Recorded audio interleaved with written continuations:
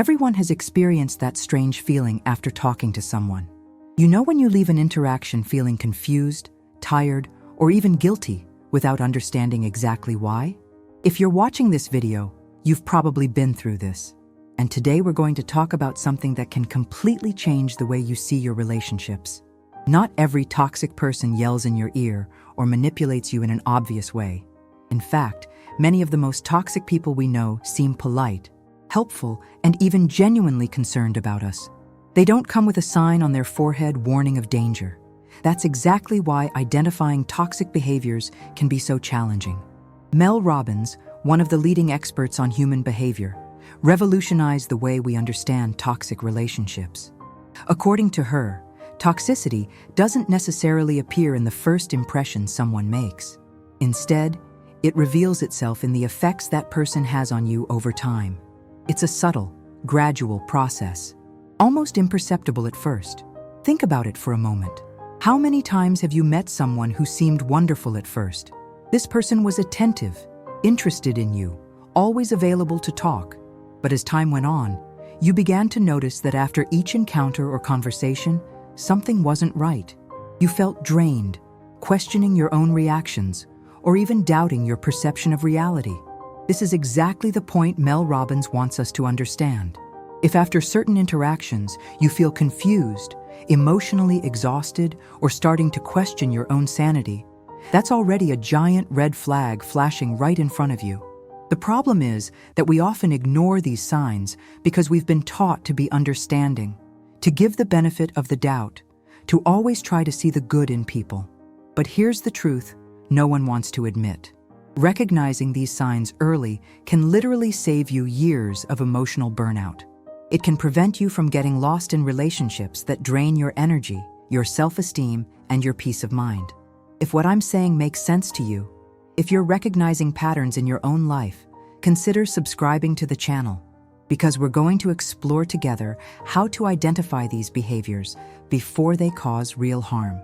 Now, before we delve into the 8 specific signs, I need to make something very clear. We're not here to label people or to create a witch hunt in our relationships.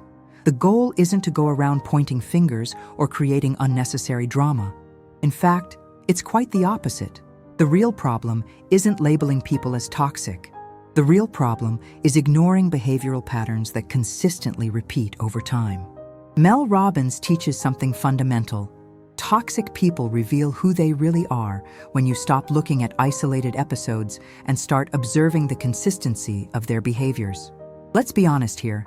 Everyone has bad days. Everyone can be difficult sometimes. Everyone can overreact or say something hurtful. That's being human. An isolated sign, a strange behavior on a specific day, an unusual reaction in a stressful situation. That might simply be someone going through a difficult time. But several recurring signs? Multiple patterns that repeat week after week, month after month? That forms a behavioral pattern that deserves your attention. It's the difference between someone who had a bad day and someone who consistently makes you feel bad about yourself. The key is developing this awareness. Instead of repeatedly excusing problematic behaviors, you learn to observe trends. Instead of assuming you're being overly sensitive, you begin to trust your own emotional perceptions. Instead of convincing yourself that things will magically improve, you accept that behavioral patterns rarely change without conscious intervention. Leave a comment writing, "I observe patterns," if you're ready to change your perspective on relationships. Because this simple change in mindset can completely transform the quality of your personal and professional connections. Now let's look at the first group of signs that Mel Robbins identifies as clear indicators of toxic behavior. And these first 2 are particularly insidious because they directly affect your emotions in a way that can leave you completely confused about what really happened. The first sign is devastatingly subtle. After talking to this person, you feel an inexplicable guilt. It's not a clear guilt based on something specific you did or said. It's a vague, persistent feeling, as if you did something wrong, but you can't pinpoint exactly what. This guilt arises from nowhere and clings to you like a shadow. You finish the conversation, and instead of feeling connected or satisfied, you mentally replay everything that was said. You start to wonder if you were too rude, if you misinterpreted something, if you should have reacted differently. It's as if the person planted seeds of doubt in your mind without you realizing it. The second sign perfectly complements the first. You leave the conversation genuinely confused, questioning whether you overreacted or misunderstood something. It's that feeling of being in a mental fog where nothing seems to make complete sense. You might even replay the conversation several times in your head, trying to understand exactly what happened. Sometimes you're sure the person said or did something inappropriate, but other times you start to convince yourself that you might have imagined it all. It's a constant emotional confusion that leaves you mentally exhausted. Mel Robbins is very clear on this point. Frequent emotional confusion after interactions with a specific person is a classic red flag.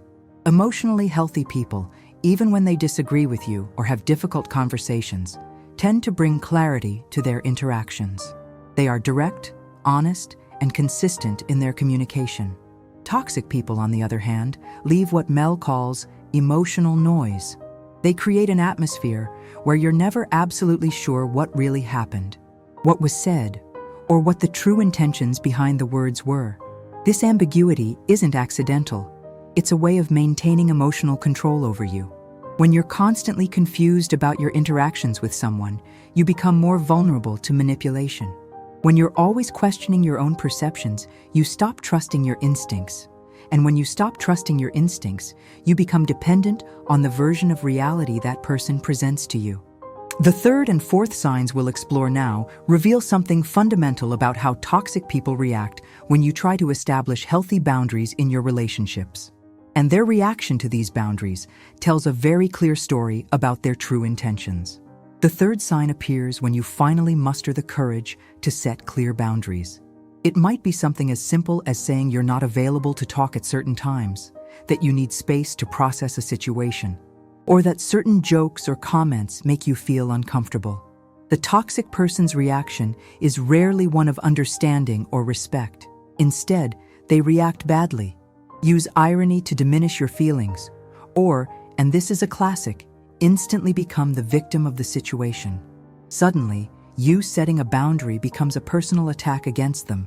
Their legitimate need for space or respect becomes evidence that you are being cruel or insensitive. Mel Robbins explains that this reaction reveals everything about a person's character. Someone who genuinely cares about you and respects your feelings will listen to your boundaries and adjust their behavior accordingly. They may not like it immediately, they may need time to process, but they won't turn your reasonable request into an opportunity for drama or manipulation. Toxic people, on the other hand, interpret boundaries as personal attacks because those boundaries interfere with their ability to control or manipulate you. When you set a clear boundary, you are essentially saying that you have autonomy, that your needs matter, that you are not completely available for their emotional whims. And that is intolerable to a toxic person. The fourth sign is equally revealing and has to do with the focus of conversations. Have you noticed that no matter what you start talking about, the conversation always ends up revolving around that person's needs, problems, dramas, or successes? It's as if they have an emotional magnet that pulls all attention to themselves. You can start by talking about a serious problem you're facing, an important achievement you've reached, or even something trivial from your day. But in some mysterious way, the conversation always takes a turn and comes back to her. Your problems become smaller compared to hers. Your achievements are quickly overshadowed by her experiences. Your feelings are validated only if they serve as a springboard for her to talk about her own feelings. This pattern is exhausting because you never truly feel heard or seen in these relationships. You can spend hours talking, but you leave the interaction feeling like you didn't have real space to exist as an individual with your own valid experiences. The difference between healthy and toxic people becomes clear when we observe how they respond to your boundaries and how they balance the focus of conversations.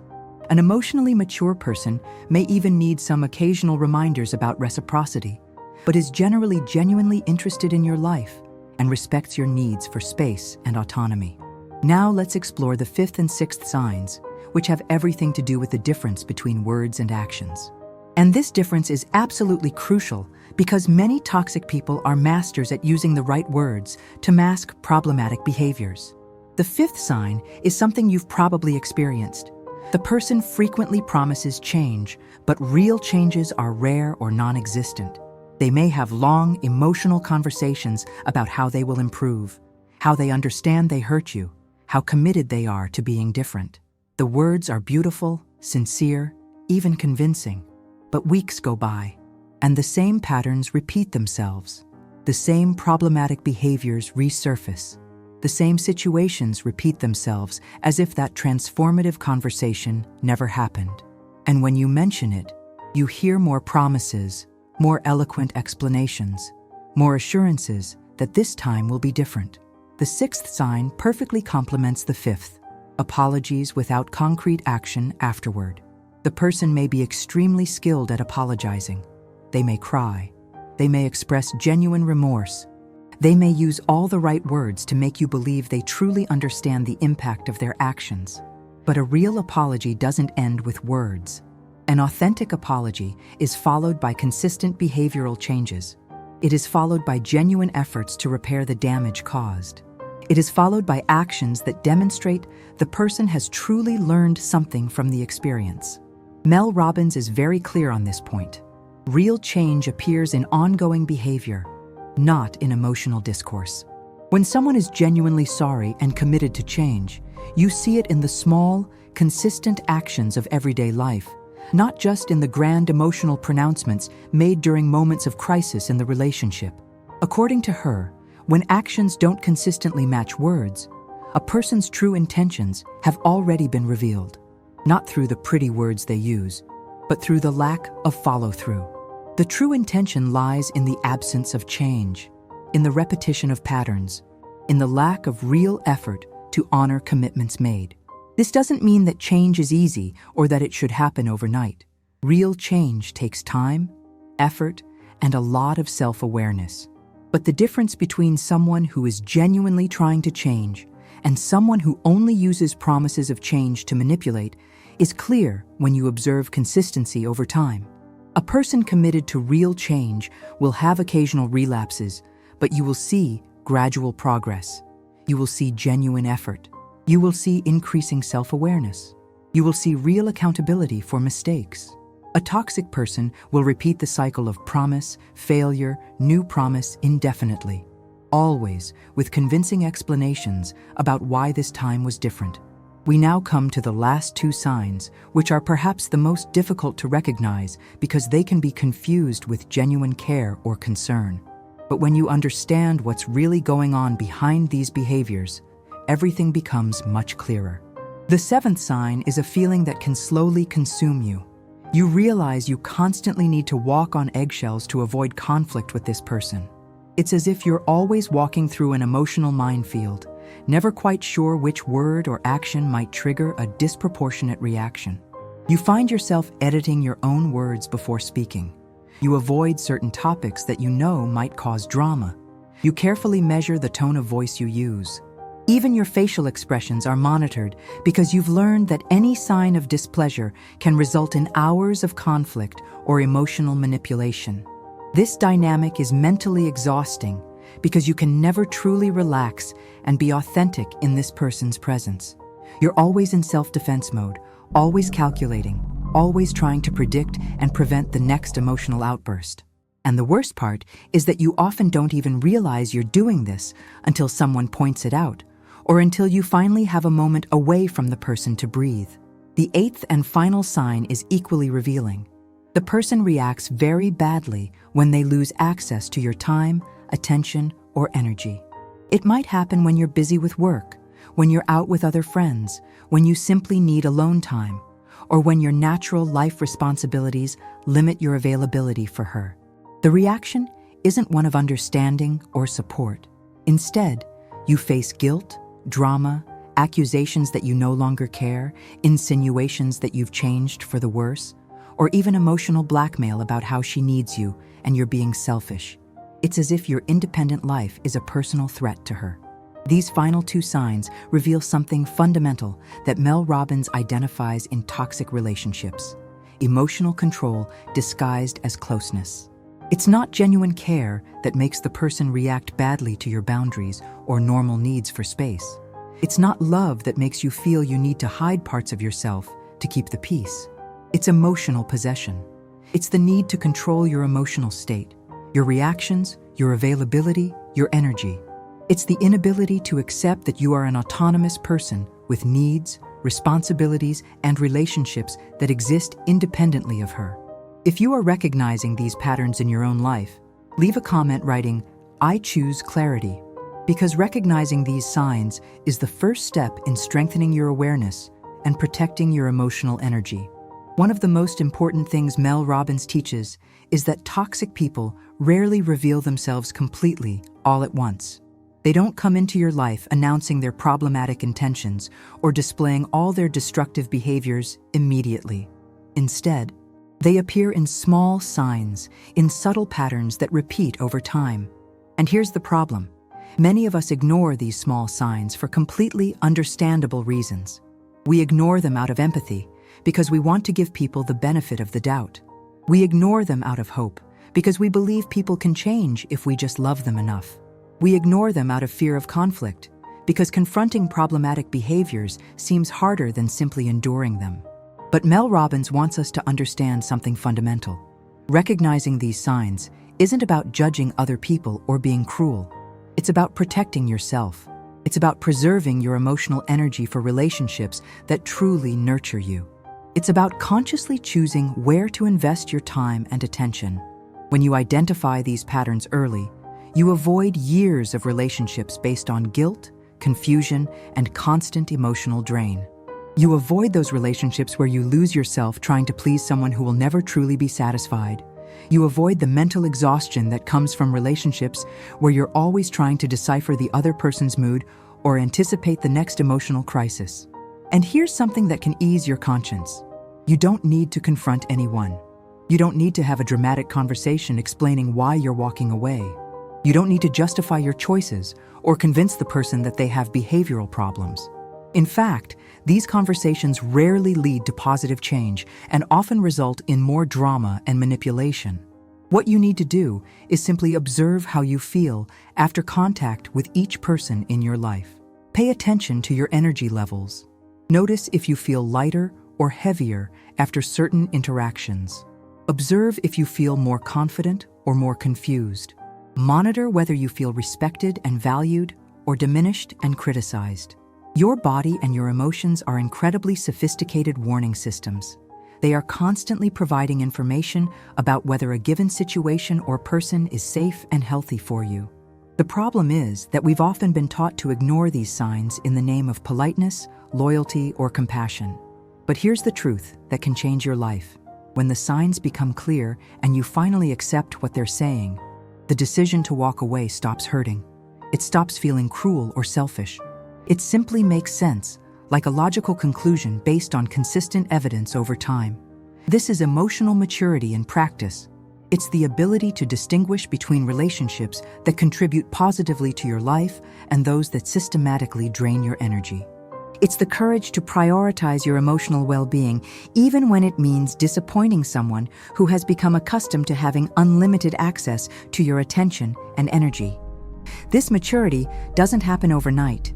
It's a gradual process of learning to trust your own perceptions, developing healthy boundaries, and choosing quality over quantity in your relationships. But each step in this direction makes your life lighter, clearer, and more authentically yours. Remember, you deserve relationships that don't leave you constantly guessing where you're stepping. You deserve interactions that don't require you to monitor every word or expression. You deserve connections where you can be authentic without fear of emotional retaliation.